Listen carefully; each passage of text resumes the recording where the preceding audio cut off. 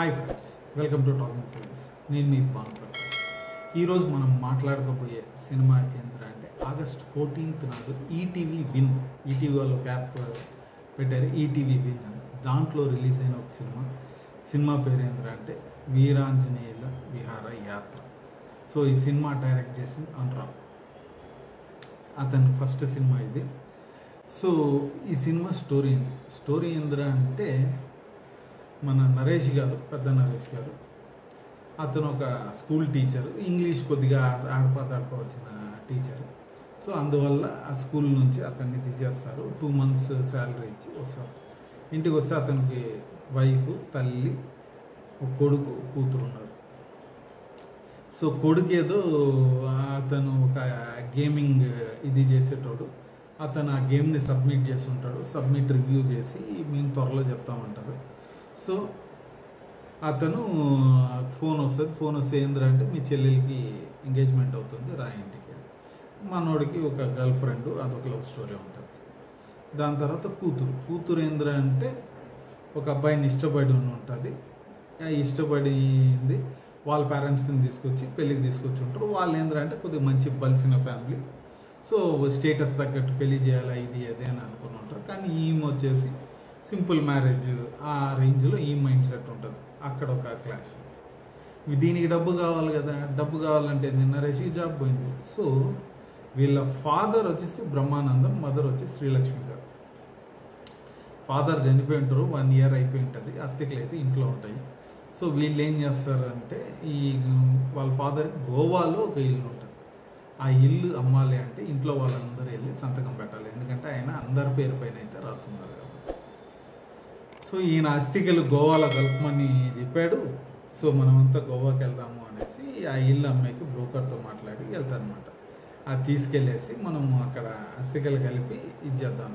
అస్థికలు ఏంది, వాళ్ళ అమ్మ శ్రీలక్ష్మి గారు వచ్చి లేదు గోదావరి నదిలో అన్న కలపాలరా, గంగలో కలపకపోయిన పర్లేదంటే సో గోదావరి కృష్ణాల్లో కలుపుకొని అటు గోవాకి వెళ్ళి కలపాలనుకుంటారు. ఇది జర్నీ. ఈ జర్నీలో వీళ్ళు ఒక్కొక్కరికి ఒక్కొక్క ప్రాబ్లం ఉంది. ఆ ఒక్కొక్క ప్రాబ్లము, ఆ డిఫరెన్సెస్ అంతా వీళ్ళు ఎలా ఒకరి మధ్య ఒకరు, ఆ గోడలు ఎలా బద్దలయ్యి వీళ్ళు ఎలా కలిశారు ఒక ఫ్యామిలీగా, ఆ ఇల్లు అమ్మారా లేదా, ఈ మధ్యలో ఏమేం జరిగిందన్నది సినిమా. ఇది యాక్చువల్గా చూసామంటే మనకి ఏంది జిందగీ నా మిలేగి దుబారా ఇవన్నీ ఉన్నాయి కదా. వాళ్ళు బ్యాచులర్ ట్రిప్లో పోతారు, ఆ లైఫ్ అనేది కనుక్కుంటారు, వాట్స్ లైఫ్ అని. ఇది సేమ్ అలాంటి సినిమా, కాకపోతే ఆ రేంజ్ యాక్షన్ కాదు, ఈటీవీ విన్ కాబట్టి సింపుల్గా తీశారు. కానీ రైటింగ్ అయితే నాకు చాలా బాగా అనిపించింది, సూపర్గా. ఎందుకంటే స్టార్టింగ్ ఒక 10 minutes 15 minutes ఏ నార్మల్ సోత్ సినిమా అనుకొని మొదలెట్టినప్పటికీ చూద్దాము అనేసి, కానీ పోంగా బాగా అయితే అటాచ్ అయిపోయింది. ఇన్ఫ్యాక్ట్ క్లైమాక్స్కి వచ్చినప్పుడు కంటి తడైతే తెప్పించాడు. సూపర్ అనిపించింది. మనకి ఒక 70s 80s మంచి కథ ఉన్న సినిమా చూస్తాం కదా, ఫ్యామిలీతో కూర్చొని చూస్తాం చూడండి, ఆ ఫీల్ అయితే మటుకు నాకు అనిపించింది. సింగిల్గా కూర్చొని చూసినప్పటికీ అద్భుతమైన సినిమా అనమాట. నాకు బాగా మంచి ఫీల్ అయితే ఆ సినిమా తెప్పించాడు. ఈ సినిమాలో పాజిటివ్స్ 1-2 నెగిటివ్. ఒక్కటి ఏంద్రా అంటే నాకు యాక్చువల్గా ఈ నరేష్ గారు కొడుక్కి వాళ్ళ బావగారు, కాబోయే బావగారు ఒకప్పుడు ఫ్రెండ్సా, వాళ్ళ సిస్టర్కి వీళ్ళకి మధ్య ఏం జరిగిందని ఒక గొడవ దగ్గర ఒకటి చెప్తాడు. ఫ్రెండ్ అయ్యి నా చెల్లెల్ని నువ్వు పడేసాకే కదరా నువ్వు ఇది చేస్తానన్నావు అన్నట్టు ఏదో ఉంటుంది. దాని తర్వాత ఇది నిజంగా ఏం జరిగింది అనేది తెలియదు. అక్కడ డైరెక్టర్ కొద్ది క్లారిటీ ఇచ్చి ఇంకొక సీన్ రాసి ఉన్నట్టు బాగుండేది అనిపించింది. మళ్ళీ ఇంకో దగ్గర పోలీస్ స్టేషన్ నుంచి బయటకు వచ్చిన తర్వాత ఒక రచ్చ జరుగుతుంది. రచ్చ జరిగేటప్పుడు ఒక్కొక్కరు దూషించుకుంటారు. కానీ ఎప్పుడైతే నరేష్ గారు వైఫ్ని దూషిస్తారు, శ్రీలక్ష్మి కొట్టి మీ అమ్మను మట్టుకు ఏమనొద్దు అంటది. అక్కడ ఇంకొక డైలాగ్ మదర్ పైన పెట్టుని ఉంటే ఇంకొద్దిగా బాగుండేది అనిపించింది నాకు. మిగతా పెద్ద చేంజెస్ అనిపించలే. అది ఇంకొద్దిగా ఆ ఎమోషన్ ఇంకొద్దిగా ఒక 1 minute ఎక్స్టెండ్ చేస్తుంటే బాగుండేది అని అనిపించింది. ఈ 2 అయితే నాకు కొద్దిగా ఎస్ఎఫ్ అనిపించింది. కానీ మిగతా పరంగా పర్ఫార్మెన్స్లు అయితే సూపర్ పర్ఫార్మెన్స్లు.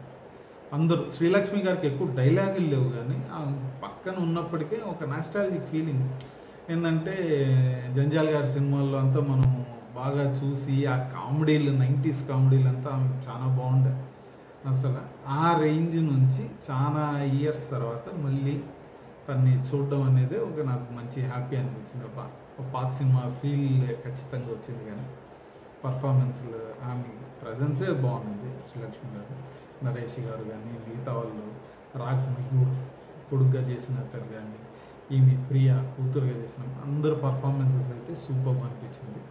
సినిమాటోగ్రఫీ మట్టుకు నాకు చాలా బాగానే అనిపించింది. ఓకే, సినిమాకి ఏం కావాలో ఇదైతే బ్రహ్మాండంగా అనిపించింది. కొన్ని ఒకటి రాయలసీమలో కార్ ఆగిపోయినప్పుడు ఆ డ్రోన్ షాట్స్ అంతా కూడా ఎక్సలెంట్గా వచ్చాయి, సూపర్ అనిపించింది నాకు.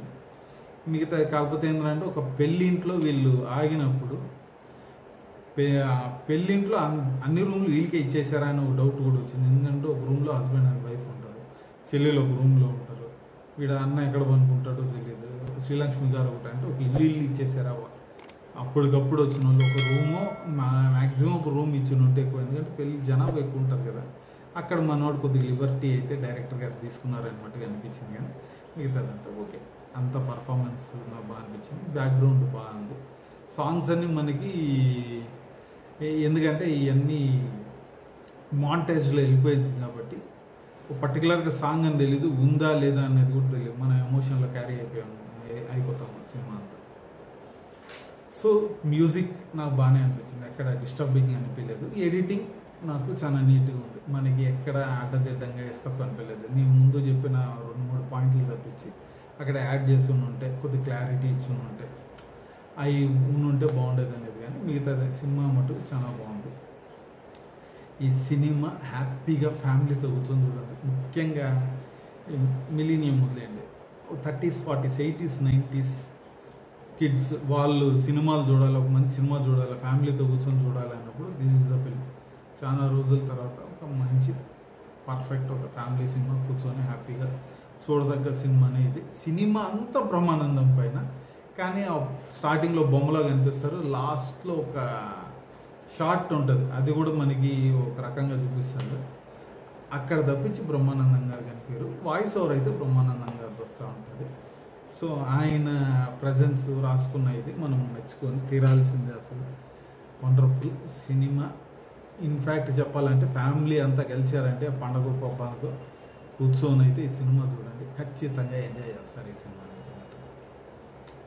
ఈ మూవీ గురించి అయితే మనం వేరే వీడియోలో ఇంకో మూవీ గురించి మాట్లాడుకుందాం.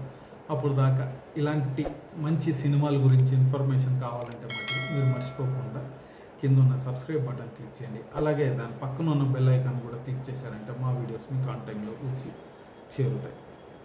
ఇంకో వీడియోలో వెళ్దాం. Bye and thank you.